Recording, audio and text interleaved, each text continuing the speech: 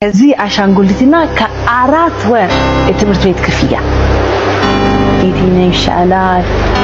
አሻንጉሊት ሄሊኮፕተርና ኪሩቤል ከ100 ኪሎ ጤፍ የትኛው ይሻላል?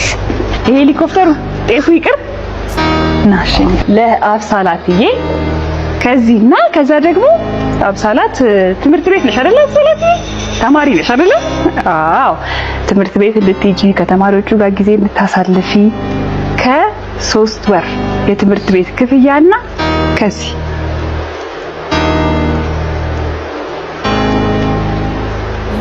የሚሸጥረው ሽታ የትምህርት ክፍያ የገባት እናቷ ገና ወደዚህ ስትመጣ ስታሸንፍ ክፍያ በይ አሻንጉሊቱ ይገዛልሽ ነበር።